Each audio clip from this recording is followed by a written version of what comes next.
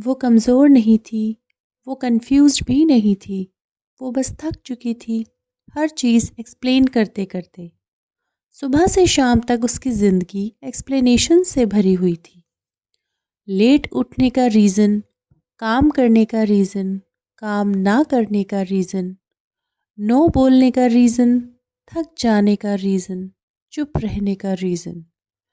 और सबसे दर्दनाक बात ये थी, किसी ने उसे डायरेक्टली एक्सप्लेन करने को कहा भी नहीं था, फिर भी वो करती थी क्योंकि उसके मन में एक बात बैठ चुकी थी, अगर मैंने एक्सप्लेन नहीं किया तो लोग गलत समझ लेंगे।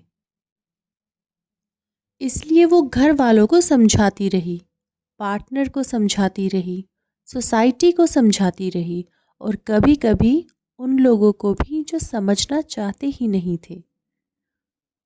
उसे लगता था शायद अगर मैं और अच्छे से एक्सप्लेन कर दूं तो लोग मेरी बात मान लेंगे, मेरी फीलिंग्स को रिस्पेक्ट करेंगे।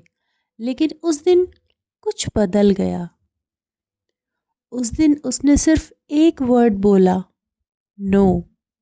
और जैसे ही वो एक्सप्लेन करने वाली थी उसने खुद को रोक लिया। दिल तेज धड़क रहा था, दिमाग कह रहा था बोलना, जस्टिफाई कर, सब ठीक हो जाएगा। लेकिन वो चुप रही। वुमेन एक्सप्लेन करती है क्योंकि वो काइंड होती है, वो एक्सप्लेन करती है क्योंकि वो इमोशनल होती है, वो एक्सप्लेन करती है क्योंकि वो पीस चाहती है। लेकिन हर सिचुएशन उसकी एनर्जी डिज़र्व नहीं करती।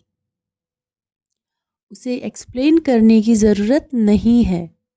क्यों वो बाउंड्री सेट कर रही है, क्यों वो खुद को चूज़ कर रही है, क्यों वो थक चुकी है, क्यों वो अनकंफर्टेबल फील कर रही है, क्यों वो दूर चली गई। उसकी फीलिंग्स वैलिड हैं, विदाउट प्रूफ, विदाउट परमिशन। धीरे धीरे उसने पॉज करना सीखा। उसने खुद से पूछना शुरू किया, मैं एक्सप्लेन समझने के लिए कर रही हूँ या सिर्फ एक्सेप्ट होने के लिए।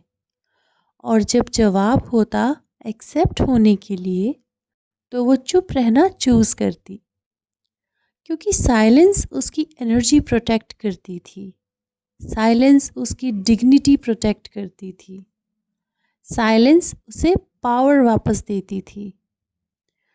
उसे ये समझ आ गया, एक कॉन्फिडेंट वुमन हर चीज़ एक्सप्लेन नहीं करती, वो डिसीजन लेती है और फिर दूसरों को उसे एक्सेप्ट करने देती है। और नहीं, इससे वो रूड नहीं बनी, सेल्फिश नहीं बनी, वो बनी फ्री। तो अगर आप भी वो वुमन हैं जो हर बार खुद को एक्सप्लेन करती रहती हैं, तो ये आपके लिए एक रिमाइंडर है, यू डोंट ओव एवरीवन एन एक्सप्लेनेशन। कभी कभी आपकी खामोशी ही आपका सबसे पावरफुल आंसर होती है। रुकिए, सांस लीजिए और खुद को चूज़ कीजिए।